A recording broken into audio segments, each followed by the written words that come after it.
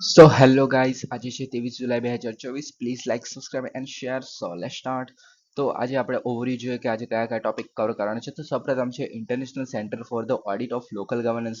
તો આ local governance માટેનું એક સેન્ટર છે કે એને ઓડિટ કેવી રીતે કરવાનું એના માટેનું છે. તો આજે છે કેક દ્વારા રાજકોટમાં એનું ઉદ્ઘાટન કરવામાં આવ્યું હતું. તો આપણે એના કેક વિશે પણ જોઈશું કે કેક કેવી રીતે એનું કાર્ય કરે છે, એમની શું ફરજો છે, એની શું જોગવાઈઓ છે, કાનૂની જોગવાઈ શું છે.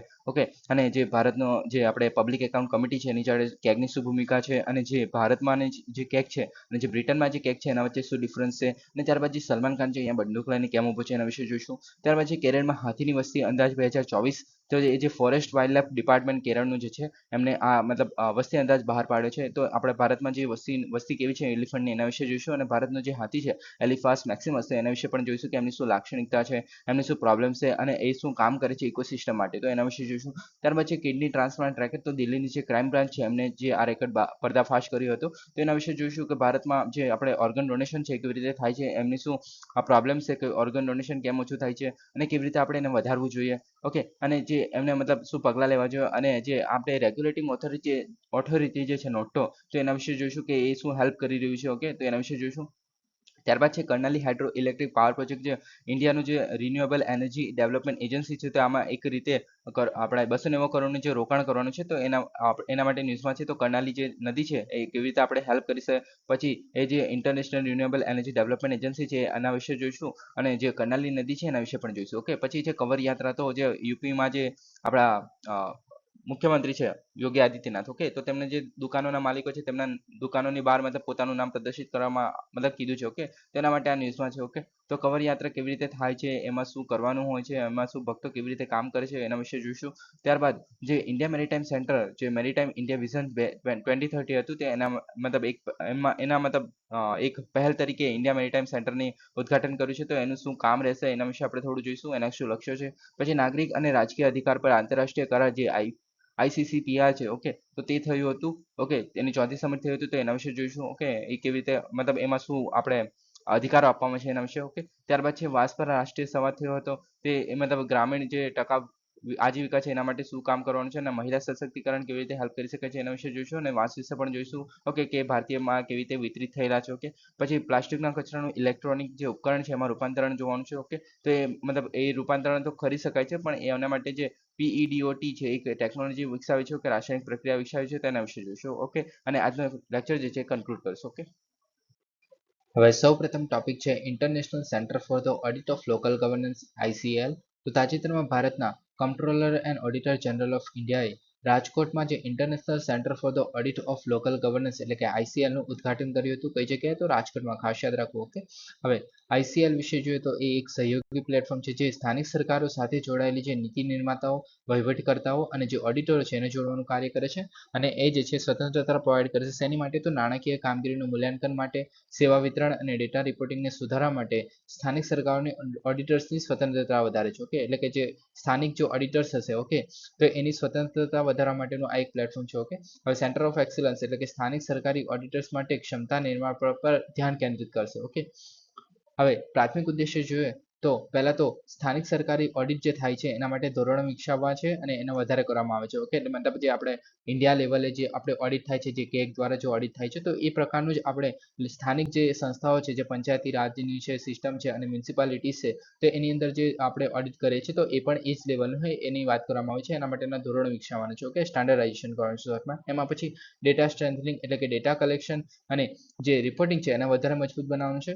પછી સશક્તિકરણ કે પ્રશિક્ષણ કાર્યક્રમો કરવાના છે. નેતૃત્વ વિકાસ પહેલ દ્વારા જે ઓડિટર્સ અને એક્ઝિક્યુટિવ્સ છે એને ચૂંટાયેલા પ્રતિનિધિઓ છે એને સશક્ત બનાવવાના છે. ઓકે, જેથી એ વધુ સારી રીતે ઓડિટ કરી શકે. ઓકે, હવે જે ગ્રાસરૂટ જોડાણને પ્રોત્સાહન આપીને જે નાગરિકોની માલિકી અને જવાબદારીઓ છે એને પોષીને જે સસ્ટેનેબલ ડેવલપમેન્ટ ગોલ્સની સિદ્ધિને સમર્થિત કરવાનું છે. હવે નાગરિકોની માલિકી કેવી રીતના? કેમ કે આપણે જેટલા બધા આપણે જે પૈસા આપીએ છીએ, મતલબ ટેક્સ ભરીએ છીએ. ઓકે, તો તેના દ્વારા જ આપણે જેટલો જે સરકાર છે એ ખર્ચ કરી શકે છે. ઓકે, તો એક રીતે આપણે નાગરિકોની માલિકી એનાથી સુનિશ્ચિત થાય છે કે જે ઓડિટ થાય છે એટલે જે એમાં કોઈ કૌભાંડ તો નથી થયું એ આપણે જાણી શકીએ છીએ. ઓકે, તો એ જે કેગનું કાર્ય છે. ઓકે, તો એને વધારે મજબૂત કરશું તો એક રીતે નાગરિકોની માલિકીમાં વધારો થશે. ઓકે, તો એ રીતે આપણે આમાં એવું કહેવા માંગે છે. ઓકે, હવે આગળ જોઈએ તો ભારતમાં જે સ્થાનિક સંસ્થાઓનું ઓડિટિંગ જોઈએ તો રાજ્ય સ્તરે જોઈએ તો ELFA અને DLFA. ઓકે, તો આપણે જે ELFA એટલે શું છે? તો કે એને કહેવામાં આવે છે examiner of the local funds accounts. Okay, તમે અહીંયા લખેલું છે. ઓકે, અને જે director of the local funds accounts. Okay, તો આપણે જે રાજ્ય સરકાર હોય છે તો એમને જે લોકલ બોડીનું એકાઉન્ટ્સ ઓડિટ કરવા માટેની આ સ્થાનિક છે. ઓકે, મતલબ આ જે ELFA હોય છે અને DLFA હોય છે. ઓકે, અને આ જે છે એ પણ આપણે કેગ છે એના દ્વારા એના અંડરમાં જ આવે છે. ઓકે, હવે એટલે ડાયરેક્ટલી અંડરમાં નથી આવતી પણ એના દ્વારા મતલબ એક રીતે સિગ્નિફિકન્સ છે. ઓકે, એનું ઓકે, તો ELFA જે છે એ રાજ્ય સરકાર દ્વારા જે સ્થાનિક સંસ્થાઓને આપવામાં આવેલી જે ભંડોળનો ઉપયોગનું ઓડિટ કરે છે. ઓકે, મતલબ આ પણ કેગ જેવું જ કાર્ય કરે છે પણ આનું નામ ખાલી અલગ છે. ઓકે, હવે આ લોકલ લેવલ પર છે. ઓકે, હવે રાષ્ટ્રીય સ્તરનું ઓડિટ જોઈએ તો controller and auditor general of India દ્વારા રાજ્ય અને કેન્દ્ર સરકારના ભંડોળ સહિત તમામ ભંડોળનું ઓડિટ કરે છે. ઓકે, આમાં પંચાયતી રાજનો પણ સમાવેશ થાય છે. ઓકે, એક રીતે કેમ કે આ જે ELFA છે અને જે મતલબ ELFA અથવા તો DLFA બંનેમાંથી ગમે તે કહી શકાય. ઓકે, હવે કેગ જે છે પંચાયતી રાજની સંસ્થાઓ અને જે શહેરી સ્થાનિક સંસ્થાઓ છે એના ત્રણેયના સ્તરોના જે ખાતા છે એની જાળવણી અને ઓડિટની દેખરેખ રાખે છે. ઓકે, હવે જે કેગ છે એ ELFA અથવા તો જે DLFA છે એને ટેકનિકલ માર્ગદર્શન અને સમર્થન પૂરું પાડે છે. ઓકે, હવે આપણે ભારતના કંટ્રોલર અને ઓડિટર જનરલ વિશે જોઈએ એટલે કે કેગ વિશે જોઈએ તો ભારતનું જે અનુચ્છેદ 148 છે ભારતના બંધારણમાં જે છે એ સ્વતંત્ર ઓફિસની જોગવાઈ કરે છે. ઓકે, હવે ભારતીય ઓડિટ અને એકાઉન્ટ્સના વિભાગના વડા તરીકે અને જાહેર પર્સનો જે રક્ષક અને કેન્દ્ર અને રાજ્ય બંને સ્તરે જે નાણાકીય વ્યવસ્થાના નિયંત્રક તરીકે કાર્ય કરે છે. ઓકે, હવે ફરજ જોઈએ તો નાણાકીય વહીવટીમાં સંસદના બંધારણ અને જે કાયદાનું સમર્થન આપે છે. ઓકે, એટલે બંધારણ પ્રમાણે કાર્ય કરે છે પહેલા તો. ઓકે, અને ભારતમાં જે લોકશાહી પ્રણાલીનો મુખ્ય આદર્શ માનવામાં આવે છે. ઓકે, હવે બંધારણીય અને કાનૂની જોગવાઈ જોઈએ તો કલમ 148 ની અંદર મતલબ છે. ઓકે, અને નિમણૂક જોઈએ તો કેગની નિમણૂક જે છે એ રાષ્ટ્રપતિ દ્વારા તેમના હાથ અને સીલ હેઠળ વોરંટ દ્વારા કરવામાં આવે છે. ઓકે, હવે રાષ્ટ્રપતિ દ્વારા નિમણૂક કરવામાં આવે છે પણ જે આપણે સેન્ટ્રલ ગવર્મેન્ટ એટલે કે જે આપણે કેન્દ્ર સરકાર છે ઓકે તે ભલામણ કરી શકે છે. ઓકે, રાષ્ટ્રપતિએ જરૂરી નથી કે માનવી એવું કશે મતલબ બંધારણમાં એવું નથી લખ્યું કે માનવી જરૂરી છે. ઓકે, પણ એવું છે કે ભાઈ એડવાઇસ કરી શકે છે જે આપણે કેબિનેટ છે એ. ઓકે, કેન્દ્ર સરકાર છે એ. ઓકે, હવે પગાર અને સેવા શરતો જોઈએ તો સંસદ દ્વારા કાયદા દ્વારા નક્કી કરવામાં આવે છે. ઓકે, સંસદ દ્વારા નક્કી કરવામાં આવે છે એક રીતે. ઓકે, હવે કેન્દ્ર અને રાજ્ય સરકાર બંને હેઠળ ઓફિસ માટે પાત્ર નથી. ઓકે, મતલબ જો રિઝાઇન કરી દે. ઓકે, મતલબ એકવાર જો ટર્મ પતી જાય તો ત્યાર પછી એ રાજ્ય સરકાર અથવા તો કેન્દ્ર સરકારના જે ઓફિસ હોય છે તો તેમાં કોઈ પણ જગ્યાએ અપોઇન્ટમેન્ટ ના કરી શકાય એમની. ઓકે, હવે વેતન ભથ્થા અને પેન્શન સહિત ખર્ચાઓ જે છે એ consolidated fund of the India પર વસૂલવામાં આવે છે. ઓકે, હવે ફરજો અને સત્તાઓ છે તો સંસદ દ્વારા એ પણ નિર્ધારિત કરવામાં આવે છે. ઓકે, કલમ 150 સોરી આ કલમ 149 માં આપણે સંસદ દ્વારા નિર્ધારિત આપણે જે ફરજો અને સત્તાઓ છે. ઓકે, ત્યારબાદ કલમ 150 જે છે એની અંદર જે સંઘ અને રાજ્યના હિસાબો જે છે એના કેગની સલાહ પર રાષ્ટ્રપતિ દ્વારા નિર્ધારિત ફોર્મમાં રાખવામાં આવે છે. એટલે કે જે કેગ કહેશે મતલબ ફોર્મ એટલે કે જે કેગ એક પ્રમાણનું જે ફોર્મ હશે કે ભાઈ આવી રીતે તમારે ઓડિટ કરેલું હોય તો તેને આ ફોર્મમાં રાખવું. ઓકે, મતલબ આવી રીતે વ્યવસ્થિત રીતે ગોઠવવું તો એના પર જે રાષ્ટ્રપતિને સલાહ આપી શકે છે. ઓકે, જે કેગ છે. ઓકે, હવે આગળ જોઈએ તો કલમ 151 છે જે છે એ યુનિયન એકાઉન્ટ્સ પર કેગના અહેવાલો ને રાષ્ટ્રપતિને સબમિટ કરવામાં આવે છે અને તેમને સંસદના દરેક ગૃહોને સમક્ષ મૂકે છે. ઓકે, એટલે કે રાષ્ટ્રપતિને સબમિટ કરવામાં આવે છે પહેલા અને રાષ્ટ્રપતિ જે છે એ સંસદના દરેક ગૃહ સમક્ષ મૂકે છે. એટલે કે આપણે જો રાજ્યસભા અને લોકસભાની વાત કરવામાં આવે છે. ઓકે, પછી કલમ 279 છે. ઓકે, તો એ જે છે કે કોઈ પણ જે કર છે અથવા તો ફરજની ચોખ્ખી આવકને પ્રમાણિત કરી શકે છે અને પ્રમાણપત્ર જે છે અંતિમ છે. ઓકે, એટલે કે ફરજની ચોખ્ખી આવક એટલે કે જે કેગ દ્વારા જે ઓડિટ કરવામાં આવ્યું છે તો એ જે છે એ પ્રમાણિત કરવાની જે છેલ્લી સત્તા છે. ઓકે, મતલબ પ્રમાણિત કરવાની છેલ્લી સત્તા જે છે કેગ પાસે છે. એટલે કેગે કીધું કે આટલો ખર્ચો થયો છે આ જગ્યાએ અને એ જે છે થયો હશે એવું કહી દે કે કેગ કહી દે કે ભાઈ હા આટલો ખર્ચો થયો જ હશે તો એ પ્રમાણિત માનવું પડશે કે બધાએ માનવું પડશે કે હા થયો હશે એમ. ઓકે, હવે ભારતના જે કંટ્રોલર અને ઓડિટર જનરલ જે છે એમની ફરજો સત્તાઓ અને સેવા શરતો અધિનિયમ 1971 પ્રમાણે જોઈએ તેમનો કાર્યકાળ જે છે એ 6 વર્ષ સુધી અથવા તો 65 વર્ષ સુધી હોઈ શકે છે. ઓકે, એટલે કે 6 વર્ષ સુધી એમની મેક્સિમમ મતલબ ટર્મ હોઈ શકે અને જો 65 વર્ષના થાય તો એમને રિટાયર કરી દેવાનું હોય છે. ઓકે, એમાંથી બંનેમાંથી જે વહેલું થાય તે હોય છે. ઓકે, પછી રાજીનામું જોઈએ તો રાષ્ટ્રપતિ જે છે પત્ર લખીને રાજીનામું આપે છે કે રાષ્ટ્રપતિને. ઓકે, હવે રાષ્ટ્રપતિ દ્વારા એ જ આધાર પર જે સુપ્રીમ કોર્ટના જે જજ છે એના મતલબ જજને જે રીતે દૂર કરવામાં આવે છે એના આધાર પર જ જે કેગ છે એમને પણ રિમૂવ કરવામાં આવે છે. ઓકે, હવે સેવાની શરતો જોઈએ તો પગાર અને સેવાની શરતો જે છે એ સંસદ દ્વારા નક્કી કરવામાં આવે છે. ઓકે, આ યાદ રાખવું સંસદ દ્વારા નક્કી થાય છે પગાર અને સેવાની શરતો અને નિમણૂક પછી તેમને ગેરલાભમાં ફેરફાર થાય એ રીતે મતલબ ગેરલાભ થાય એ રીતે ફેરફાર નથી કરી શકતા. ઓકે, મતલબ એકવાર જો ફિક્સ થઈ ગયા કે પગાર અને સેવા આવી રીતે કરવાની છે. ઓકે, એની શરતો જો નક્કી થઈ જાય તો એ પાછળથી ફેરફાર નહીં થાય. ઓકે, એમાં મતલબ એમને નુકસાન થાય એ રીતે જે કેગ છે એમને નુકસાન થાય એ રીતે. ઓકે, જેથી એ મતલબ સ્વતંત્ર રીતે કામ કરી શકે એના માટે છે. ઓકે, હવે કંટ્રોલર અને ઓડિટર જનરલની ફરજો અને સત્તાઓ જોઈએ તો બંધારણની સત્તામાં જે અનુચ્છેદ 149 આપણે જોયું કે સંઘ રાજ્ય અને અન્ય સત્તાઓ જે છે અથવા સંસ્થાઓ છે એમના ખાતાની જે કેગની ફરજ છે કે અને સત્તા છે કે એમને મતલબ આપણે એકાઉન્ટનું ચકાસણી કરી શકો. ઓકે, હવે અથવા તો એમને જે સૂચવવામાં આવેલું છે બંધારણમાં એ પ્રમાણે પણ કામ કરી શકો છે. કરી શકે છે. ઓકે, પછી કેગનો જે ફરજો, સત્તા અને સેવાની શરતો અધિનિયમ 1971 છે, એની અંદર જે ફરજો અને કાર્યની રૂપરેખા આપવા માટે સંસદ દ્વારા ઘડવામાં આવે છે. ઓકે, હવે મુખ્ય ફરજો અને કાર્યોમાં જોઈએ તો ખર્ચનું ઓડિટ કરે છે પહેલા તો ભારતનું જે consolidated fund, state consolidated fund, legislative assembly સાથે જે કેન્દ્ર શાસિત પ્રદેશો છે એમના તમામ ખર્ચ સંબંધિત એકાઉન્ટ્સનું ઓડિટ કરે છે. ઓકે, આ યાદ રાખવું કે આમાં જે લેજિસ્લેટિવ એસેમ્બલી હોય એટલે કે આપણી જે ધારાસભા છે, ઓકે, જે કેન્દ્ર શાસિત પ્રદેશ છે એની અંદર, તો એના જે એકાઉન્ટ છે એનું પણ ઓડિટ કરી શકે છે. આ યાદ રાખવું. ઓકે, આમાં કદાચ કન્ફ્યુઝન થઈ શકે છે. આ તો યાદ રહી જાય કે કોન્સોલિડેટેડ ફંડ ઓફ અને આપણે જે સ્ટેટનું કોન્સોલિડેટેડ ફંડ છે, ઓકે, પણ જે લેજિસ્લેટિવ એસેમ્બલી છે તેનું પણ. ઓકે, હવે ભારતનું જે આકસ્મિક ભંડોળ, પછી ભારતનું જે જાહેર ખાતું અને જે સમાન રાજ્યના ભંડોળમાંથી ખર્ચનું ઓડિટ કરે છે. એટલે કે જે રાજ્યનું પણ જો આકસ્મિક ભંડોળ હોય અને ભારતનું સોરી જે જાહેર ખાતું હોય તો તેનું પણ એ ઓડિટ કરી શકે છે, જે આપણે કેગ છે તે. ઓકે, હવે એકાઉન્ટ્સનું ઓડિટ જોઈએ તો ઓડિટ ટ્રેડિંગ છે, મેન્યુફેક્ચરિંગ છે, પ્રોફિટ એન્ડ લોસ એકાઉન્ટ છે, બેલેન્સ શીટ છે, અને કેન્દ્ર સરકાર અને રાજ્ય સરકારના જે વિભાગોના અન્ય પેટા કંપની છે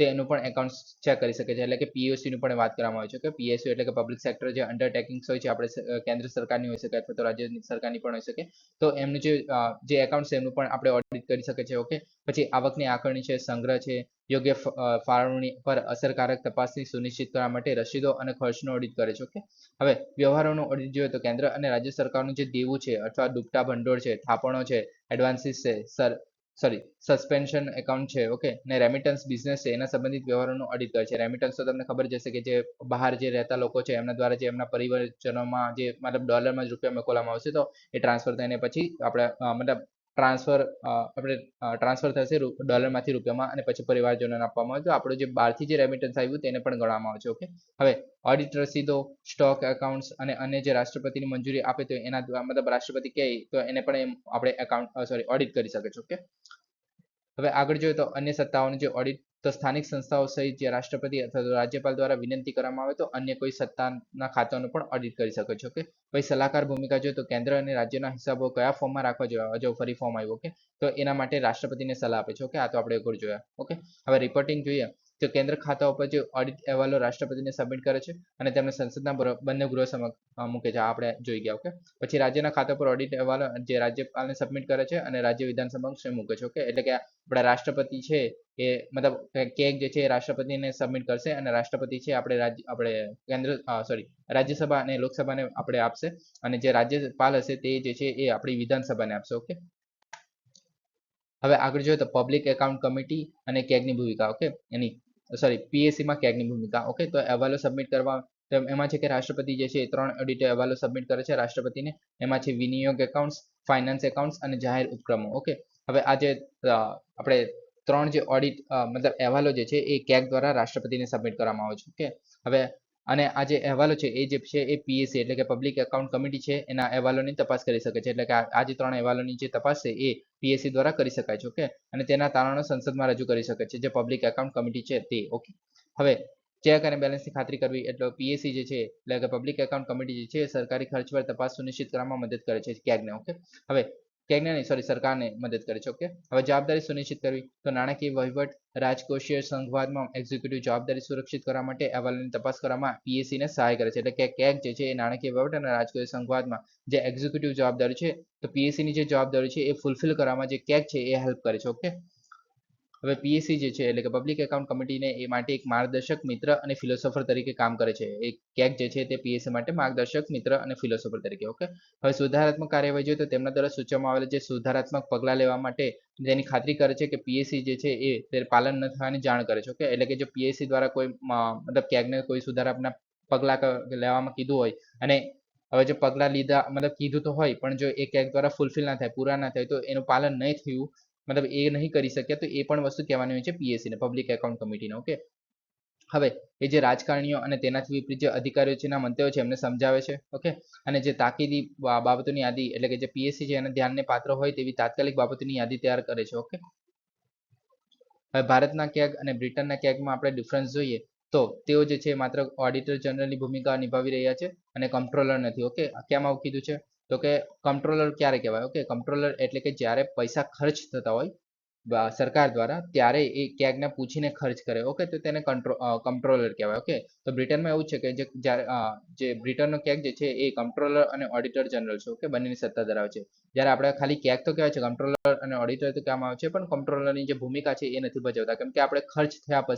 પછી એમનું આપણે ચેક કરે છે કે કેટલા રૂપિયા ખર્ચ કર્યા. ઓકે, પહેલા નહીં. ઓકે, હવે ખર્ચ પ્રતિબદ્ધ થયા પછી તે એકાઉન્ટ્સનું ઓડિટ કરે છે, એટલે કે એક્સ પોસ્ટ ફેક્ટો, એટલે કે ખર્ચ થઈ ગયા પછી, એક્સ પોસ્ટ ફેક્ટો એટલે થઈ ગયા પછી. ઓકે, હવે કેગની મંજૂરી વિના જે સરકારી તિજોરીમાંથી કોઈ પણ પૈસા ઉપાડી શકાતા નથી. જે બ્રિટનમાં છે એ કેગની આપણે પરવાનગી વગર જ તિજોરીમાંથી પૈસા નથી ઉપાડતા. ઓકે, જ્યારે આપણા ભારતમાં એવું છે કે ખર્ચ થયા પછી જે કેગ છે એ સત્તા મતલબ આપણે પિક્ચરમાં આવશે કે ભાઈ હવે ચેક કરશે કે કઈ કઈ જગ્યા ખર્ચ કર્યા. ઓકે, હવે જે કેગ છે એ સંસદનો સભ્ય નથી. આ ખાસ યાદ રાખો કે કેગ જે છે સંસદનો સભ્ય નથી. જ્યારે બ્રિટનમાં જે કેગ છે એ હાઉસ ઓફ કોમન્સ, એટલે જે બ્રિટનની જે લોઅર લોકસભા, એટલે કે આપણે સોરી લોઅર સભા જે છે, એટલે કે આપણે લોકસભા કહી શકીએ. ઓકે, નીચે જે એને હાઉસ ઓફ કોમન્સ કહેવામાં આવે છે. ઓકે, તો એનો સભ્ય છે. ઓકે, હવે ભારતમાં કેગના કાર્યાલયના પડકારો અને મુદ્દાઓમાં જોઈએ તો પહેલું છે ગુપ્ત સેવા ખર્ચ પર મર્યાદા. એટલે કેગ જે છે એક્ઝિક્યુટિવ એજન્સીઓ દ્વારા કરવામાં આવેલા જે ખર્ચની વિગતો મંગાવી શકતું નથી અને સક્ષમ વહીવટી અધિકારીઓનું પ્રમાણપત્ર સ્વીકારવું આવશ્યક બને છે. ઓકે, હવે એક્ઝિક્યુટિવ એજન્સીઓમાં જે મતલબ કેવી રીતે કે ખર્ચ વિગતો કેમ નહીં માંગી શકતું. ઓકે, તો આપણે ઉદાહરણ જોઈએ કે માની લો કે જો કોઈ રોડ જે છે, ઓકે, તો રોજ જે છે એનો કોઈ મિશન છે. ઓકે, ને એના પર ખર્ચો કરે છે. ઓકે, તો હવે સલમાન ખાન કોઈ મિશન પર જાય છે અને કોઈ ખર્ચો કરે છે, તો એ જે છે આપણે જરૂરી નથી કે આપણે મતલબ લોકો જાહેર જનતાને ખબર પડવી જોઈએ કે ભાઈ કઈ જગ્યાએ ખર્ચ થયો. ઓકે, તો આ શું કરશે કે જે આવી રોજ એવી એજન્સીઓ છે તો એ પોતાનો ખર્ચ દર્શાવી નહીં શકે. ઓકે, તો એ જે છે કહી દેશે કે ભાઈ અમે આટલો ખર્ચો આ વસ્તુ પર કર્યો છે. ઓકે, તો એ રીતે એ જે છે ખર્ચની વિગતો મંગાવી તો મતલબ શકે છે, પણ મતલબ એનું ખાલી જે મતલબ એ જે વિગતો આપે છે, એટલે કે વહીવટી અધિકારીઓ જે પ્રમાણપત્ર જે આપે છે, એટલે કે આવો ખર્ચો થઈ ગયો છે અમારો, તો એ જે છે એ સ્વીકારવું પડશે. ઓકે, એના પર ઓડિટ નહીં કરી શકે જે આપણા કેગ હશે તે. ઓકે, તો આ રીતે છે. ઓકે, હવે મર્યાદિત સત્તાઓમાં જોઈએ તો જ્યારે કેગની વિવિધ વિભાગો પાસેથી માહિતીની વિનંતી કરે છે ત્યારે ઘણીવાર જે છે એ નોંધપાત્ર વિલંબ થાય છે. ઓકે, માહિતીની વિનંતી કરે ત્યારે ઘણીવાર મતલબ નોંધપાત્ર વિલંબ થઈ શકે છે. ઓકે, કેમ કે જે કેગ પાસે તેની વિનંતીઓ લાગુ કરવા માટે કોઈ પદ્ધતિ નથી. ઓકે, મતલબ એ જે છે મતલબ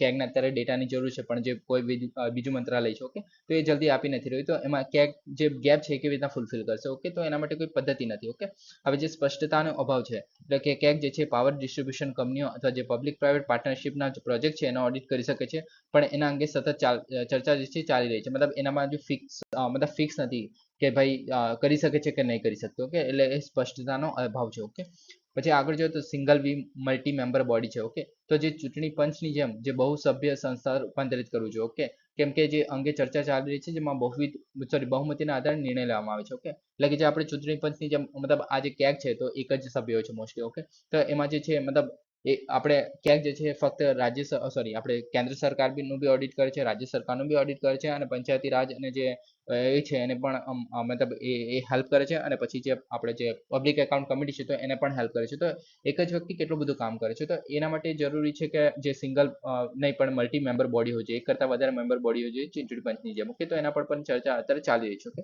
પછી કેગમાં રિપોર્ટમાં વિલંબ અને ઘટાડો, એટલે તો કેન્દ્ર સરકાર જે મંત્રાલય છે એમાં વિભાગોને લગતા જે કેગના અહેવાલો છે એની સંખ્યા 2015માં 55 જેટલી હતી અને 2020માં 14 થઈ ગઈ છે. ઓકે, તો લગભગ 75% જેટલી જે અહેવાલ છે એમાં ઘટાડો થયો છે, જે તાજેતરમાં જે આરટીઆઈ કરવામાં આવતી તેના અનુસાર. ઓકે, હવે નિમણૂકના હિતોનો સંઘર્ષ, એટલે કે કેગની નિમણૂક કરવાની જે વર્તમાન પ્રથા છે એ કેબિનેટ સચિવ નાણાં પ્રધાન માટે ટૂંકી યાદી તૈયાર કરે છે અને પછી વડાપ્રધાન છે એ સુપ્રત કરે છે. એટલે કે જે નાણાપ્રધાન હશે, ઓકે, તો એના દ્વારા મતલબ એડવાઇસ કરવામાં આવશે વડાપ્રધાનને, અને વડાપ્રધાન મતલબ જે કેબિનેટ હશે એ પછી કહેશે જે રાષ્ટ્રપતિ હશે તેમને, ઓકે, કે કોની આપણે નિમણૂક કરવાનું છે. ઓકે, હવે નેક્સ્ટ ટોપિક છે કેરળમાં હાથીની વસ્તી અંદાજ 2024. તો કેરળનું જે forest and wild life department દ્વારા રિપોર્ટ બહાર પાડવામાં આવ્યો છે. હવે કેરળમાં જે વસ્તી અંદાજ જોઈએ તો દક્ષિણી રાજ્યો જે કેરળ, કર્ણાટક અને તમિલનાડુમાં સુમેળભર્યા હાથીનો વસ્તી અંદાજ, ઓકે, જેનો હેતુ હતો. ઓકે, હવે એનો આદેશ જે છે એટલે કે વધતા જે માનવી હાથી જે સંઘર્ષ, એટલે કે જે હ્યુમન એલિફન્ટ કોન્ફ્લિક્ટ જોવા મળે છે, એને કારણે જે આંતરરાજ્ય સંકલિત સમિતિ બનાવવા માટેનું આ ચાર્ટર હતું. ઓકે, હવે આંતરરાજ્ય સંકલન સમિતિ એટલે કે ઇન્ટર સ્ટેટ કોઓર્ડિનેશન કમિટી છે. ઓકે, હવે ભારત સરકાર તરફથી હાથીઓની વસ્તી ગણતરીનો જે ડેટા છે 2017માં હાથ ધરવામાં આવ્યો હતો. જે સેન્સસ છે 2017માંથી હતું એ પ્રમાણે જોઈએ તો કર્ણાટકમાં જે 6049 જેટલા હાથી હતા, આસામમાં 5719 બીજા નંબર પર, કેરળમાં જે છે એ 3054. ઓકે, તો આટલા આપણે યાદ રાખવા. ઓકે, કે કઈ જગ્યાએ હાથીનું પ્રમાણ છે એ સૌથી વધારે છે. કે ત્યારબાદ તમિલનાડુ અને ઓડિશા છે. ઓકે, હવે ઓવર ધ યર્સ એટલે કે આપણે ટાઈમ પ્રમાણે જોઈએ તો 2007માં 27,000થી 682 જેટલું હતું. પછી 2012માં જોઈએ તો 29,000 સુધી પહોંચેલું, 30,000 સુધી પહોંચેલું. ઓકે, અને 2017માં ફરી ઘટી ગયેલું એટલે 27,312 જેટલા એલિફન્ટ હતા. ઓકે, હવે આગળ જોઈએ તો હવે વસ્તીમાં ઘટાડો જોવા મળે છે કે 2023માં 1920 હતા અને 2024માં 1793 હાથી થઈ ગયા છે. ઓકે, હવે કિશોર મૃત્યુદર છે એટલે કે 10 અને તેથી ઓછી ઉંમરના જે હાથી છે એનો ઊંચો મૃત્યુદર છે જે 40% જેટલો છે. ઓકે, 40% જેટલા મતલબ હાથીઓ છે જે 10 ઉંમરથી નાના હોય છે તો એ મરી જાય છે. ઓકે, તો શેને કારણે તો એલિફન્ટ એન્ડોથેલિયોટ્રોપિક જે હર્પીસ વાયરસ છે તો એને કારણે. Okay, sorry. તો હવે જે હ્યુમન એલિફન્ટ કોન્ફ્લિક્ટ વિશે જોઈએ તો એના માટે સમનના ભલામણો એટલે કે એના કેવી રીતના આપણે રોકી શકીએ તો જે પાક પર દરોડા પાડનાર જે પ્રાણીઓ છે એટલે કે પાકનું જે નાશ કરે છે એના વર્તન પર જે સામાજિક અને પારિસ્થાતિક જે અભ્યાસ કરવાનો છે અને જે HEC એટલે કે જે હ્યુમન એલિફન્ટ કોન્ફ્લિક્ટ છે એનું મૂલ્યાંકન કરવા માટે મોનિટર કરવા માટે કાયમી સિસ્ટમની સ્થાપના કરવાની છે. અત્યારે હાલ તો કોઈ કાયમી સિસ્ટમ નથી એટલા માટે. હવે ભારતીય હાથી તો એનું નામ છે એલિફાસ મેક્સિમસ, તો આ સાયન્ટિફિક નેમ છે. ઓકે, તો જે એની પેટા જાતિઓ પણ છે જે એશિયન હાથી છે એની ટોટલ 3 પેટા જાતિઓમાંની એક છે. ઓકે, હવે એમાં બીજી 2 જાતિઓમાં જોઈએ તો સુમાત્રન અને શ્રીલંકન. ઓકે, તો આફ્રિકાની જે જાતિ છે અલગ હોય છે, આફ્રિકન એલિફન્ટ અલગ હોય છે. ઓકે, આપણે આ ખાલી એશિયાની વાત કરવામાં છે તેમાં કયા કયા છે તો સુમાત્રન છે, શ્રીલંકન છે અને એલિફાસ મેક્સિમસ છે. ઓકે, ભારતમાં હાથીઓની વિશ્વની 60% વસ્તી છે. ઓકે, જે ભારતમાં છે. ઓકે, એટલે કે જે ભારતમાં જેટલા હાથી જોવા મળે છે એમાંથી 60% જેટલી વસ્તી છે ફક્ત ભારતમાં જોવા મળે છે. ઓકે, જેમાં કર્ણાટકમાં સૌથી વધુ છે અને ત્યારબાદ છે આસામ અને કેરળ. જેવી રીતે આપણે જોઈએ. ઓકે, લાક્ષણિકતામાં જોઈએ તો 70 થી 60 વર્ષ સુધી એમનું આયુષ્ય હોય છે અને એમનું જે સગર્ભાવસ્થા જે છે એનો સમયગાળો 20 થી 22 મહિનાનો હોય છે. ઓકે, જે સૌથી લાંબો છે. ઓકે, હવે પ્રજનન જે જોઈએ તો માદવ જે છે 18 થી 20 વર્ષથી મતલબ જન્મ આપી શકે છે. ઓકે, અને ગ્રુપ લીડર છે એ સ્ત્રીઓ છે. ઓકે, આ યાદ રાખવું. ઓકે, હવે આગળ જોઈએ તો આવાસ વિભાજન અને અધોગતિ એટલે કે માનવ વસાહતો અને જે કૃષિ ઉદ્યોગોના વિસ્તરણને કારણે આમનું જે મતલબ આવાસ છે એ ઘટી રહ્યું છે. ઓકે, એને કારણે જે હ્યુમન એલિફન્ટ કોન્ફ્લિક્ટ જોવા મળે છે. ઓકે, પછી માનવ હાથીનો સંઘર્ષ જે આપણે કીધું કે હ્યુમન એલિફન્ટ કોન્ફ્લિક્ટ. ઓકે, પછી શિકાર. ઓકે, એમનો શિકાર પણ થાય છે એમના દાંતને લીધે. ઓકે, પછી સંરક્ષણ જોઈએ તો વાઇલ્ડ લાઇફ પ્રોટેક્શન એક્ટ 1972 પ્રમાણે શેડ્યુલ 1માં આવે છે. પછી IUCN સ્થિતિ પ્રમાણે ભયંકર એટલે કે એન્ડેન્જર સ્થિતિમાં છે. ઓકે, અને સાઇટ્સ પ્રમાણે પરિશિષ્ટ 1માં છે. ઓકે, હવે ઇકોસિસ્ટમ ભૂમિકા તો ઇકોલોજીકલ બેલેન્સમાં જોઈએ તો વનસ્પતિ વૃદ્ધિ મર્યાદિત કરે છે અને બીજ અંકુરણ અને વિખેરવાની સુવિધા પણ આપે છે. ઓકે, પછી જમીનની ફળદ્રુપતા જોઈએ તો પોષક તત્વોની રિસાયકલિંગ કરે છે અને ઘાસના મેદાનોમાં જાળવણી કરે છે. ઓકે, હવે એવું પણ કહેવામાં આવે છે કે જે એલિફન્ટ છે એ જેટલા પણ મતલબ તળાવો જોવા મળે છે આપણે જંગલોમાં. ઓકે, તો એ તળાવોની રચના પણ છે એ એલિફન્ટના ગ્રુપ દ્વારા કરવામાં આવે છે. ઓકે, એવું કહેવામાં આવે છે.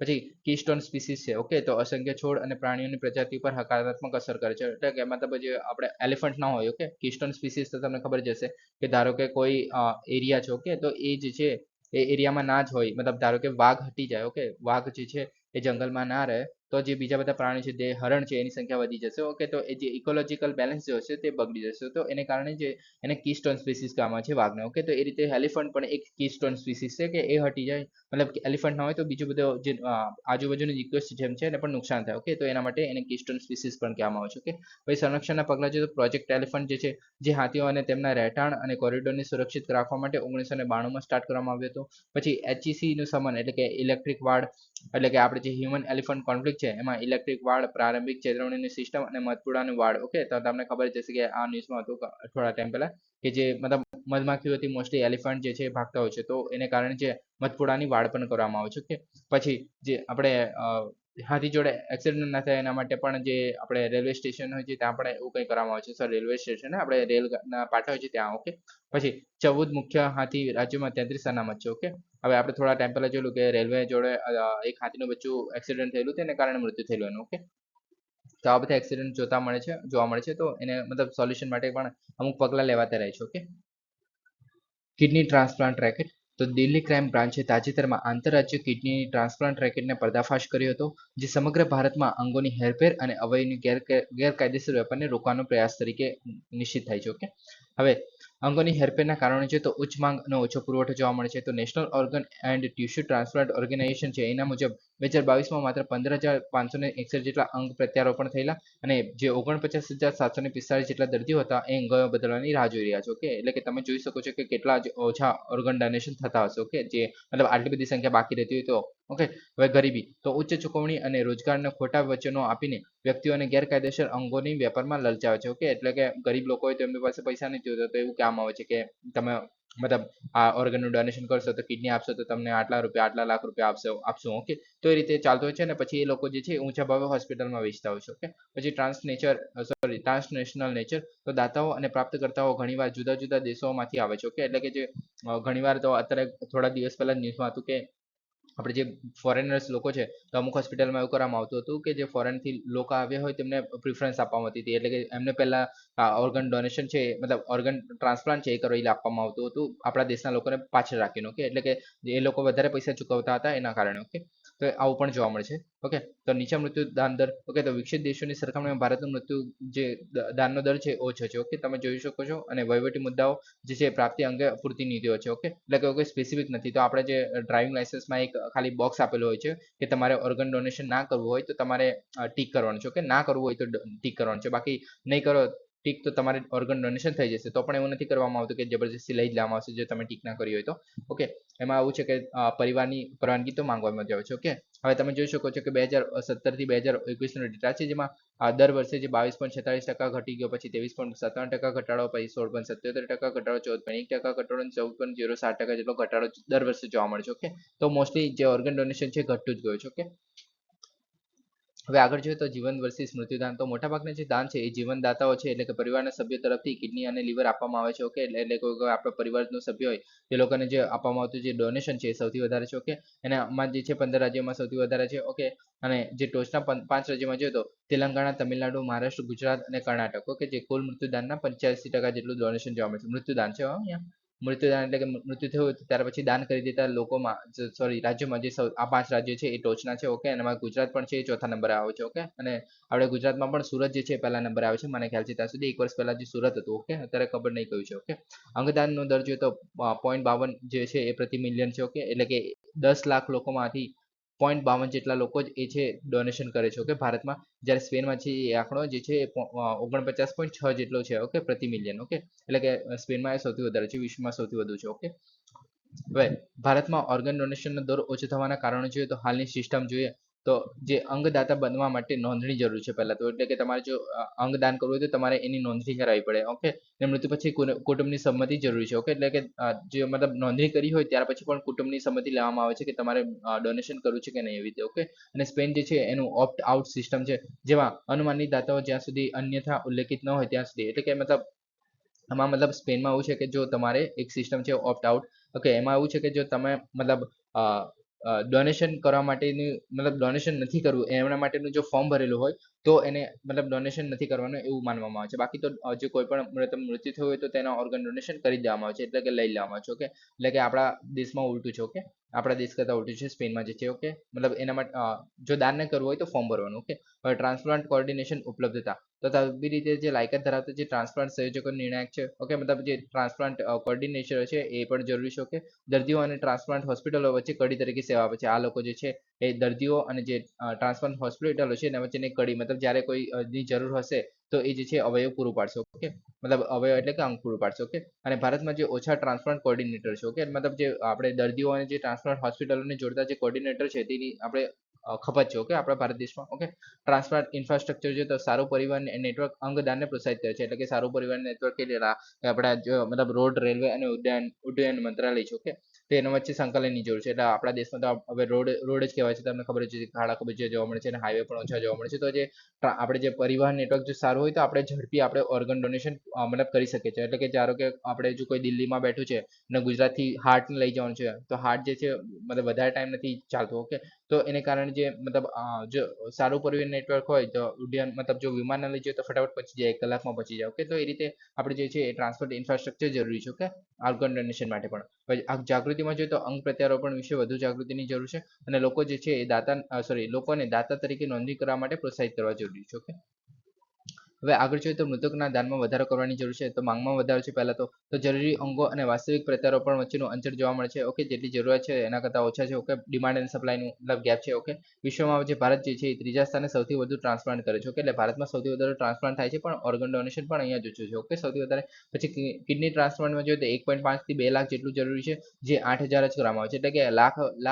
લાખમાં સંખ્યા છે જે કિડનીની જરૂર છે, પણ 8,000 જેટલું જ કિડની ટ્રાન્સપ્લાન્ટ કરવામાં આવે છે દર વર્ષે. ઓકે, અને હાર્ટ ટ્રાન્સપ્લાન્ટ જોઈએ તો વાર્ષિક 10,000ની જરૂર પડે છે, પણ 200 જેટલા ટ્રાન્સપ્લાન્ટ કરવામાં આવે છે. તો તમે વિચારી શકો છો કે કેટલા લોકોનું મૃત્યુ થતું હશે. ઓકે, જે હાર્ટ ટ્રાન્સપ્લાન્ટ નહીં થતું એના કારણે. ઓકે, પછી જીવનશૈલીના રોગોને કારણે પણ આ માંગમાં વધારો જોવા મળે છે, કેમ કે આપણી જે લાઈફસ્ટાઈલ છે એ બહુ ખરાબ થઈ ગઈ છે અત્યારે, મતલબ બહારનું ખાવાનું ને એવું બધું, એને કારણે જે હાર્ટ સ્ટ્રોક ને એવું બધું જોવા મળે છે. તો એને કારણે પણ આજે મતલબ માંગમાં વધારો થયો છે. ઓકે, હૃદય અને ફેફસામાં જે છે એ માત્ર મૃત્યુના દાતાઓ પાસેથી મેળવી શકાય છે. એટલે કે જીવતા લોકો પાસેથી આપણે હૃદય અને ફેફસા તો નહીં માંગી શકીએ ને. કિડની હોય તો કિડની અને લીવર હોય તો સમજાય. ઓકે, હૃદય અને ફેફસા તો જરૂરી છે જીવવા માટે, તો એ જે છે ખાલી મૃત્યુ થયું હોય ત્યારે બધે જ મેળવી શકાય, અને એ પણ અમુક કલાકોમાં કાઢી લેવામાં આવે તો જ. ઓકે, બાકી તો એ પણ કંઈ કામના નથી રહેતા. ઓકે, પછી વેડફાઈ ગયેલા સંસાધનોમાં તો મૃતકના જે દાન વિના સંભવિત અંગો વેડફાય છે. ઓકે, મતલબ જે અકસ્માત થાય છે, તો ભારતમાં વાર્ષિક જે 1.5 લોકોનું મૃત્યુ થાય છે અકસ્માતને કારણે. ઓકે, તો એ જે છે અંગોનું દાન કરે તો જે મતલબ જે આ અંગો વેડફાઈ જાય છે, કેમ કે મોસ્ટલી જોવા મળે છે કે જે અંગો નથી ડોનેશન કરવામાં આવતો.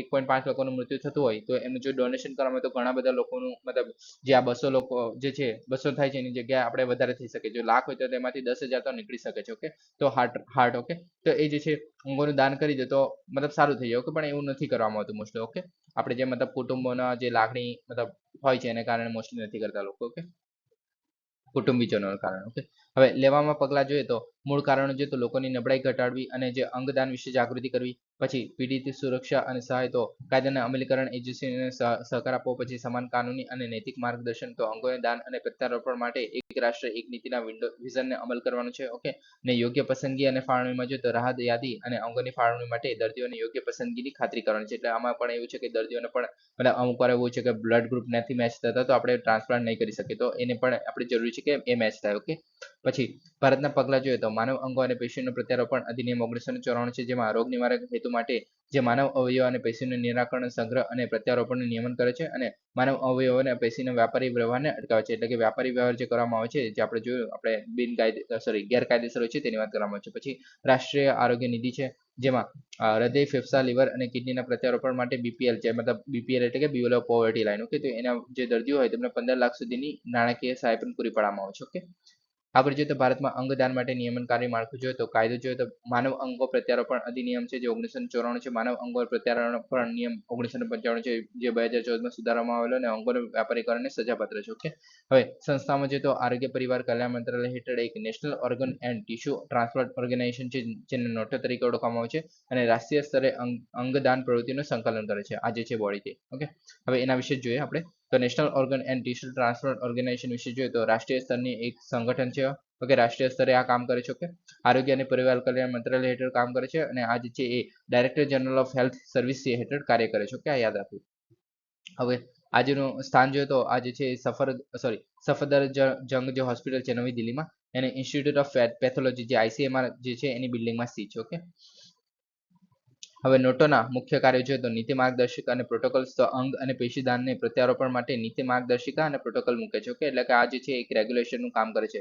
ઓકે, નીતિઓ પણ બનાવે છે અને પ્રોટોકોલ પણ બનાવે છે. ઓકે, સંકલિત અને નેટવર્કિંગ સમગ્ર ભારતમાં જે અંગો અને પેશીઓની પ્રાપ્તિ અને વિતરણ માટે સંકલન અને નેટવર્કિંગ માટેનું સર્વોચ્ચ કેન્દ્ર છે. ઓકે, પેશીઓની પ્રાપ્તિ અને જેમના કેટલી પેશીઓ પ્રાપ્ત થાય અને એનું વિતરણ કેવી રીતના થઈ રહ્યું છે તેનું ખ્યાલ રાખે છે. ઓકે, પછી જાગૃતિ અને પ્રોત્સાહન તો લોકોમાં જે જાગૃતિ અભિયાન દ્વારા અંગદાનને પ્રત્યારોપણ માટે પ્રવૃત્તિને પ્રોત્સાહન આપે છે. ઓકે, પછી ડેટા મેનેજમેન્ટ કરે છે, એટલે કે રાષ્ટ્રીય નોંધણી કરે છે કે કેટલા મતલબ જે કીધું કે પ્રાપ્તિના વિતરણ થાય છે તેનું. ઓકે, પછી તાલીમ અને કન્સલ્ટન્સી તો દાન અને પ્રત્યારોપણ માટે કાયદાકીય અને બિનકાનૂની જે પાસાઓ છે એના પર તાલીમ અને કન્સલ્ટન્સી સપોર્ટ પણ પૂરું પાડે છે હોસ્પિટલ હશે અથવા બીજા કોઈ લોકો તેમને. ઓકે, પછી નોટોનો વિભાગ જોઈએ તો એમાં 2 વિભાગ છે, રાષ્ટ્રીય માનવ અંગ અને પેશીને દૂર કરવા અને સંગ્રહ નેટવર્ક, જે અંગો અને પેશીઓની જે પ્રાપ્તિ, ફાળવણી અને વિતરણનું સંચાલન કરે છે, અને જે નેશનલ બાયોમેટીરિયલ જે સેન્ટર છે, જે નેશનલ ટિશ્યુ બેંક તરીકે ઓળખવામાં આવે છે, તો એનું જે ટિશ્યુ દાન અને ટિશ્યુ બેંકોની નોંધણી પર ધ્યાન કેન્દ્રિત કરે છે. ઓકે, હવે Karnali hydro electric power project વિશે જોઈએ તો Indian renewable energy development agency લિમિટેડે upper Karnali hydro electric power પ્રોજેક્ટમાં 290 કરોડ રૂપિયાનું રોકાણ કરવા તૈયાર છે. ઓકે, હવે આ પ્રોજેક્ટ વિશે જોઈએ તો આ જે છે 900 megawatt run of the river hydro power project છે. ઓકે, જે કર્ણાલી નદી નેપાળમાં આવેલી છે. ઓકે, આ નદી પર છે. ઓકે, અને આ જે છે એમાં નેપાળ, ભારત અને બાંગ્લાદેશ માટે 25 વર્ષ માટે પાવર સપ્લાય કરશે. ઓકે, હવે આ જે GMR upper Karnali hydro power limited છે આના વિકાસ કરતા છે. જે જીએમઆર ગ્રુપ છે એ ઇન્ડિયાની પેટા કંપની છે. ઓકે, હવે કરાર જોઈએ તો જાન્યુઆરી 2008માં હસ્તાક્ષર કરાયેલો, એટલે કે નેપાળ દ્વારા એમઓયુ કરાયેલું. ઓકે, અને આ જે છે build on operate transfer model પર કામ કરે છે. ઓકે, હવે બિલ્ડ ઓન ઓપરેટ ટ્રાન્સફર એટલે કે બિલ્ડ કોના દ્વારા, તો જે પ્રાઇવેટ કંપની છે એને બિલ્ડ કરશે. ઓકે, પછી ઓપરેટ કરશે એને અમુક ટાઈમ સુધી 25 કે 30 વર્ષ સુધી, અને પછી ટ્રાન્સફર કરી દેવામાં આવશે જે સરકાર હશે તેને. ઓકે, તો આ રીતે આ મોડેલ કામ કરે છે. ઓકે, તમે જોઈ શકો છો જે upper Karnali hydro power project છે અહીંયા છે. ઓકે, આ જે કર્ણાલી નદી છે. ઓકે, જે નેપાળમાં આવેલી છે મોસ્ટલી. ઓકે, તમે જોઈ શકો છો. ઓકે, આગળ જોઈએ તો જે નેપાળ સરકારને 27% જેટલી મફત ઇક્વિટી મળે છે. ઓકે, અને વાર્ષિક જે છે એ 3466 મિલિયન યુનિટ જનરેટ કરશે એનો અંદાજ છે. ઓકે, અને દર વર્ષે જે છે 2 million ton green houses gas છે એનું ઉત્સર્જનને સરભર કરવાની અપેક્ષા છે. ઓકે, હવે 2 મિલિયન ટન જે છે ખાસો ગ્રીન હાઉસ ગેસીસ છે. ઓકે, હવે એનો સરભર કેવી રીતના કરવાનું, તો આપણે જેટલો મતલબ કાર્બન ડાયોક્સાઇડ ઉત્પન્ન કરે છે, ગ્રીન હાઉસ ગેસીસ જેટલો ઉત્પન્ન કરે છે, તો એની જગ્યાએ આપણે જો આ પ્લાન્ટ બનાવશું તો એટલો ઓછો ઉત્પન્ન કરીશું. ઓકે, તો એક રીતે સરભર થઈ ગયું. ઓકે, હવે આપણે જે નેટ ઝીરો એમિશન જે કહીએ છીએ તો 2070 સુધી આપણે ટાર્ગેટ અચીવ કરવાનો છે. તો એ જ વેમાં આપણે એક પગલું કહી શકાય આને. ઓકે, પછી ઇન્ફ્રાસ્ટ્રક્ચર જોઈએ તો કોન્ક્રીટ ગ્રેવિટી ડેમ છે આ, પછી હેડરાઇઝ ટનલ છે, ફીસ પાસ છે, ફીડર ટનલ છે, સર્જ અને પ્રેશર શાફ્ટ છે, સ્વિફ્ટ ફ્લશિંગ ટનલનો સમાવેશ થાય છે આની અંદર. ઓકે, હવે આગળ જોઈએ તો Indian renewable energy development agency limited વિશે જોઈએ તો આ જે છે મિની રત્ન શ્રેણી 1 ની જે ભારત સરકારની એન્ટરપ્રાઇઝીસ છે. ઓકે, મિની રત્ન કંપની છે. ઓકે, અને આ જે છે નવીનીકરણ ઉર્જા મંત્રાલય છે, એટલે કે ministry of new and renewable energy છે એનું વહીવટી નિયંત્રણ હેઠળ કામ કરે છે. અને પબ્લિક લિમિટેડ સરકાર કંપની છે જે 1987માં સ્થપાયેલી. ઓકે, આ જે છે બિન બેન્કિંગ નાણાકીય સંસ્થા છે જે નવા અને જે નવીનીકરણ ઉર્જાના સ્ત્રોતો, ઉર્જા કાર્યક્ષમતા, સંરક્ષણ સંબંધિત જે પ્રોજેક્ટ હોય છે એના માટે નાણાકીય સહાયને પ્રોત્સાહન આપે છે અને વિકાસ અને વિસ્તરણ પણ કરે છે. ઓકે, આનું સૂત્ર છે હંમેશા માટે ઉર્જા. ઓકે, હવે કર્ણાલી નદી વિશે જોઈએ તો આ જે છે મૂળ કૈલાશ પર્વતની નજીક નીકળે છે, જે તિબેટ સર્વતની નેપાળમાંથી બાજુ આવે છે અને હિમાલય પર્વતમાળામાં ઉદ્ભવીને 12 માસી ટ્રાન્સબાઉન્ડરી નદી છે. ટ્રાન્સબાઉન્ડરી એટલે કે બોર્ડરને ક્રોસ કરે છે, એટલે કે નેપાળના બોર્ડરને ક્રોસ કરીને પછી ઇન્ડિયામાં આવે છે. ઓકે, અને આ જે છે 90%થી વધુ ઉત્તર પ્રદેશ જે છે એ નેપાળમાં આવેલો છે. ઓકે, આનો જે સૌથી મતલબ 90% જેટલું આપણે જોઈએ તો એ આપણે એમાં જ આવેલું છે નેપાળમાં. ઓકે, હવે નેપાળની સૌથી લાંબી અને સૌથી મોટી નદી છે. ઓકે, આ ખાસ યાદ રાખવું. ઓકે, કેમ કે ઇમ્પોર્ટન્ટ થઈ જાય, કેમ કે નેપાળની એક સૌથી લાંબી અને સૌથી મોટી નદી છે જે 315 માઇલ સુધી ફેલાયેલી છે. ઓકે, હવે આગળ જોઈએ તો જે નેપાળમાં હિમાલયમાંથી પસાર થાય છે અને ભારતમાં જે બ્રહ્મઘાટ ખાતે શારદા નદીમાંથી જોડાય છે. ઓકે, હવે તમે જોઈ શકો છો કે કાલી નદી પણ કહેવામાં આવે છે. કાલી નદી નામ જે છે એ નેપાળમાં કહેવામાં આવે છે અને આપણા ભારતમાં જ્યારે એન્ટર થાય છે તો એને કહેવામાં આવે છે આપણે શારદા નદી કહેવામાં આવે છે. ઓકે, જે આપણે આગળ જઈને ઘાઘરા નદીમાં જાય છે. ઓકે, અને એ ઘાઘરા નદી છે એ ગંગાની મુખ્ય ઉપનદીમાં આવે છે. ઓકે, ડાબી બાજુ. ઓકે, હવે કાલી રિવર પર આપણે એક ડિસ્પ્યુટ પણ ચાલે છે આપણે નેપાળ જોડે. ઓકે, જેમાં એવું છે કે જે અંગ્રેજો હતા તે એમના એક સગોલીની ટ્રીટી થયેલી 1816માં. ઓકે, તો એમાં એવું કહેવામાં આવે છે કે જે કાલી નદી છે એના મતલબ એને આપણે જે રિજન એરિયા છે. ઓકે, મતલબ જે બોર્ડર છે એનો ઇસ્યુ છે. ઓકે, કે આ કાલી નદીનો આપણે ઇન્ડિયા છે એ નથી માનતી, જ્યારે નેપાળ જે છે એવું કહે છે કે કાલી નદીનું જે બોર્ડર બનાવે છે તે આપણો મતલબ એ જે છે નેપાળનો એરિયા આવે છે. તો આવું રીતે ડિસ્પ્યુટ છે. ઓકે, તો આપણે એમાં અત્યારે નથી પડવું, કોઈ દિવસ ફરી ડિસ્કસ કરીશું. ઓકે, હવે આગળ જોઈએ તો કંવર યાત્રા. તો કંવર યાત્રા સિઝન દરમિયાન જે દુકાનોના માલિકોને તેમના નામ દુકાનોની બહાર પ્રદર્શિત કરવા માટે ઉત્તર પ્રદેશની સરકાર દ્વારા જે નિર્દેશ કરવામાં આવ્યો હતો એને પડકારતી જે અરજી છે એ સુપ્રીમ કોર્ટમાં દાખલ કરવામાં આવી હતી. ઓકે, હવે દુકાનોના માલિકો મતલબ એવું છે કે જે કોઈ જે દુકાનનો માલિક હશે તેને પોતાનું નામ જે છે એ દુકાનની બહાર પ્રદર્શિત કરવાનું હશે. કેમ કે મતલબ એવું કહેવામાં, મતલબ આ ઓફિશિયલ રીઝન છે નહીં એ મને નથી ખબર. ઓકે, પણ એવું કહેવામાં આવે છે કે જે મુસ્લિમો દ્વારા જે હિન્દુ સામાન વેચવામાં આવે છે તો એને કારણે આ ઇસ્યુ પેદા થયો છે. ઓકે, તો ઓફિશિયલ રીઝન તો મને નથી ખબર. ઓકે, પણ આવું કોઈ ઇસ્યુ છે એને કારણે જે દુકાનના માલિકો છે એમનું નામ જે છે એ દુકાનોની બહાર પ્રદર્શિત કરવા માટેનું ઉત્તર પ્રદેશ સરકારે આવો કોઈ નિર્ણય લીધેલો. ઓકે, હવે આગળ જોઈએ તો કંવર યાત્રા વિશે જોઈએ તો વાર્ષિક હિન્દુ તીર્થયાત્રા જે ભગવાન શિવ ભક્તો દ્વારા નિહાળવામાં આવે છે અને જેને કન્વરીસ અથવા તો ભોલે તરીકે ઓળખવામાં આવે છે. ઓકે, હવે સમય જોઈએ તો સાવન જે હિન્દુ કેલેન્ડર પ્રમાણે ને જુલાઈ અને ઓગસ્ટ મહિનામાં થાય છે. અથવા તો ઓકે, હવે બંને છેડે તો બાંધેલા જે પવિત્ર જળના પાત્રોને સાથે વાસણોનો થાંભલો. ઓકે, તો આમાં કેવું હોય છે કે તમે જોઈ શકો છો આવી રીતે. ઓકે, કે બંને બાજુ કલશ હશે. ઓકે, અને આવો એક થાંભલો હશે. ઓકે, હવે ભગવાન શિવના આશીર્વાદ મેળવવા માટે ભક્તો કવર ગંગામાં જળ વહન કરે છે. હવે તીર્થયાત્રાના સ્થળો જોઈએ તો મુખ્ય સ્થાનોમાં હરિદ્વાર, ગોમુખ, ગંગોત્રી જે ઉત્તરાખંડમાં છે, સુલતાનગંજ જે બિહારમાં છે, અને પ્રયાગરાજ, અયોધ્યા, વારાણસી જે ઉત્તર પ્રદેશમાં છે. તો આ જે તીર્થ સ્થળો છે. હવે પરત જળની એટલે કે ભક્તો જે છે શિવ મંદિરોમાં અર્પણ કરવા માટે ગંગાનું જળ પાછું લાવે છે. ઓકે, હવે ધાર્મિક વિધિમાં જોઈએ તો જલ અભિષેક જે 12 જ્યોતિર્લિંગ છે અને પુરા મહાદેવ મંદિર છે, અધરનાથ જે છે, કાશી વિશ્વનાથ અને જે બાબા બોધનાથ મંદિર છે, એવા અન્ય મંદિરો સહિત શિવ મંદિરોમાં ગંગા જળ ચડાવવામાં આવે છે. અને સ્થાનિક પ્રસાદ જોઈએ તો ભક્તો તેમના નગરો અને જે ગામડાઓના મંદિરો હોય છે ત્યાં પણ જળ ચડાવે છે. ઓકે, હવે આગળ જોઈએ તો પ્રેક્ટિસ જોઈએ તો પાણીને સંભાળવું એટલે કે જે પવિત્ર પાણીને ભરેલું જે વાસણ હોય છે એ જમીનને સ્પર્શ ન થવા જોઈએ એના માટે જે આ રીતે લઈ જવામાં આવે છે કે નીચે સ્પર્શ ન થાય. ઓકે, ઉચકીને લઈ જવામાં આવે છે આ રીતે. ઓકે, પછી જે ભક્તો જે છે ખુલ્લા પગે ચાલે છે અને કેટલાક તીર્થયાત્રી જે છે પૂર્ણ કરવા માટે જમીન પર પણ સપાટ પડે છે. ઓકે, હવે પ્રવાસ દરમિયાન જે કેસરી વસ્ત્ર પહેરવામાં આવે છે અને જે ઘણા લોકો ઉપવાસ કરે છે, ખોરાક, પાણી અને મીઠું જે છે એ સેવનને પણ પ્રતિબંધિત કરે છે. ઓકે, આગળ જોઈએ તો ઇન્ડિયા મેરીટાઈમ સેન્ટર IMC તો મેરીટાઈમ ઇન્ડિયન વિઝન 2013 છે એની જે ઇન્ડિયા મેરીટાઈમ સેન્ટર છે એ વાસ્તવિકતાની નજીક લઈ જવાનું કાર્ય કરી રહ્યું છે. ઓકે, હવે જે ઇન્ડિયા મેરીટાઈમ સેન્ટર જે છે એ મેરીટાઈમ ઇન્ડિયા વિઝન 2030 નું એક હેઠળ જે બંદરો, શિપિંગ અને જળમાર્ગ છે એના મંત્રાલયનો ભાગ છે. Okay, ministry of port, sea ways. Okay, એવું છે. ઓકે, હવે ભારતીય દરિયાઈ ઉદ્યોગ માટે એકીકૃત પ્લેટફોર્મ પૂરું પાડે છે જે નીતિ ઘડતર, ઉદ્યોગોની ભલામણ માટેનું થિંક ટેન્ક તરીકેનું કામ કરે છે. ઓકે, આ જે સેન્ટર છે તે. ઓકે,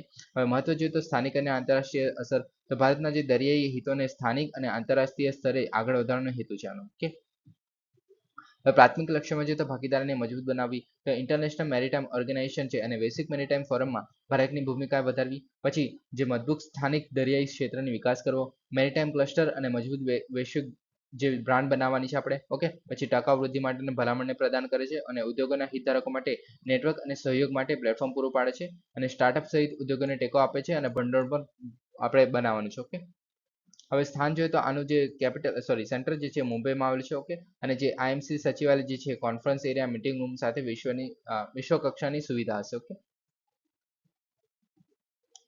હવે આગળ જોઈએ તો નાગરિકો અને રાજકીય અધિકાર પર આંતરરાષ્ટ્રીય કરાર ICCPR. ઓકે, તો international convention on civil and political right. Okay, તો તાજેતરમાં ભારતે જીનીવામાં નાગરિકો અને રાજ્ય અધિકારો પર આંતરરાષ્ટ્રીય કરાર હેઠળ યુનાઇટેડ નેશનનો જે માનવ હ્યુમન રાઇટ છે એની સમિતિ દ્વારા ચોથી સામયિક સમીક્ષા જે હતી એ સફળતાપૂર્વક પૂર્ણ કરી હતી. ઓકે, હવે એના વિશે જોઈએ તો જે ICCPR જે છે એ નાગરિક અને રાજ્ય અધિકાર માટે રક્ષણ પૂરું પાડે છે જે 1966માં યુનાઇટેડ નેશન્સ જનરલ એસેમ્બલી દ્વારા અપનાવવામાં આવ્યું હતું. ઓકે, અને આ જે છે 1976 થી અમલમાં છે. ઓકે, માનવ અધિકારનો આંતરરાષ્ટ્રીય ખરડો જે છે એ જોઈએ તો જે સાર્વત્રિક ઘોષણા અને આર્થિક, સામાજિક અને સાંસ્કૃતિક અધિકારો પરના જે આંતરરાષ્ટ્રીય કરાર સાથેનું આપણે એ રાખવાનું છે. ઓકે, હવે જવાબદારીમાં જોઈએ તો માનવ અધિકારોનું સંરક્ષણ કરે છે. જે દેશો છે એના અધિકારોનું રક્ષણ કરવું જોઈએ. જે મતલબ દેશો છે એમને માનવ અધિકારનું રક્ષણ કરવું જોઈએ એના માટેનું છે. ઓકે, તો એમાં કયા કયા રક્ષણ કરવું જોઈએ તો કે જીવન અને માનવ ગૌરવનું અધિકાર, પછી કાયદા સમક્ષ સમાનતા,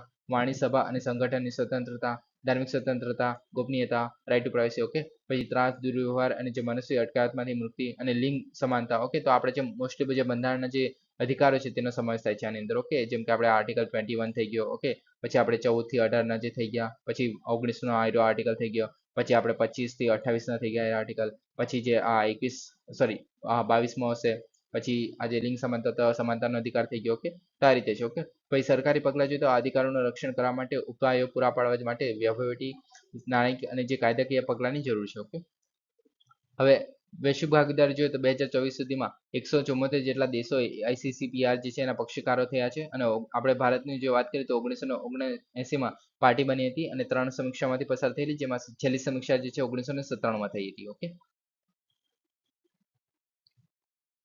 હવે આગળ જોઈએ તો વાંસ પર રાષ્ટ્રીય પરિસંવાદ. તો વાંસની ખેતી દ્વારા ટકાઉ ગ્રામીણ આજીવિકા, મહિલા સશક્તિકરણ અને આબોહવા સ્થિતિસ્થાપકતાને પ્રોત્સાહન આપવા માટે છે. ઓકે, આ પરિસંવાદ થયેલો. ઓકે, હવે વાંસ જે છે 1200 થી વધુ પ્રજાતિઓ જોવા મળે છે અને 12 માસી છે એટલે કે 12 માસ જોવા મળે છે અને વિવિધતાસભર છોડ છે. ઓકે, આને છોડ ગણવામાં આવે છે. ઓકે, ઝાડ નહીં. ઓકે, આની અંદર પોએસિયા જે કુટુંબનો ઉપકુટુંબ જે બામ્બુસોડિયા છે. ઓકે, અને પ્રદેશો જોઈએ તો ઉષ્ણકટિબંધીય અને સમશીતોષ્ણ પ્રદેશોમાં જોવા મળે છે. ઓકે, ભારતમાં વિતરણ જોઈએ તો કાશ્મીર પ્રદેશ સિવાય બાકીના સમગ્ર દેશમાં જોવા મળે છે કુદરતી રીતે. ઓકે, ઉત્તર પૂર્વ રાજ્યો અને જે પશ્ચિમ બંગાળના માસના 50% વધુ સંસાધનનો હિસ્સો ધરાવે છે. ઓકે, હવે એના ઉપયોગ તો બધાને ખબર છે કે બાંધકામ સામગ્રીમાં, ટેક્સટાઇલમાં, ફાઇબર્સમાં, સંગીતના વાદ્યો હોય તેમાં, ફર્નિચરમાં, પર્યાવરણીય લાભો જોઈએ તો ઝડપી કાર્બન સિક્વેન્ટ્રેશન છે, જમીનનું ધોવાણ નિયંત્રણ કરે છે, પાણીનું શુદ્ધિકરણ કરે છે, તો આ બધા એના લાભો છે. ઓકે, આગળ જોઈએ તો પ્લાસ્ટિકના કચરાનું ઇલેક્ટ્રિફિકેશન ઉપકરણોમાં રૂપાંતરણ. તો તાજેતરમાં અભ્યાસ દર્શાવે છે કે પ્લાસ્ટિકના કચરાને ઇલેક્ટ્રિક ઉપકરણમાં રૂપાંતરિત કરી શકાય છે. ઓકે, તો એના માટે એક મતલબ રાસાયણિક પ્રક્રિયા છે જેના સંશોધકોએ સ્ટાયરોફોમેન ઉચ્ચ મૂલ્ય વાહક પોલિમર જેને કહેવામાં છે PDOT PSS. ઓકે, તેમાં રૂપાંતરિત કરવાની પ્રક્રિયા વિકસાવી છે. ઓકે, હવે આ જે છે એનું નામ છે આખું. ઓકે, આવું કંઈ નામ છે, ઇથાઇલ ડાઇઓક્સી ઓકે, અને જે પોલિસ્ટાયરીન સલ્ફોનેટ, તો આને એનું સ્ટ્રક્ચર પણ છે. ઓકે, તો આ મતલબ સ્ટ્રક્ચર પ્રમાણે એનું નામ હોય છે. ઓકે, અને આ જે પોલિમર છે. ઓકે, હવે આ જે છે એ ઇલેક્ટ્રોનિક અને આયનની વાહકતા માટે પોલિમર્સ છે. ઓકે, અને સલ્ફોનેટિક પોલિસ્ટાયરીન દ્વારા ઉત્પન્ન કરી શકાય છે અને ઘણા જે નિકાલજોગ કનેક્ટર અને પેકેજિંગ જે સામગ્રી છે એમાં જોવા મળતા કૃત્રિમ પ્લાસ્ટિક છે. ઓકે, સો ગાઈઝ આજ માટે આટલું જ. Please subscribe, like and share. Thank you for listening. જય હિન્દ, વંદે માતરમ.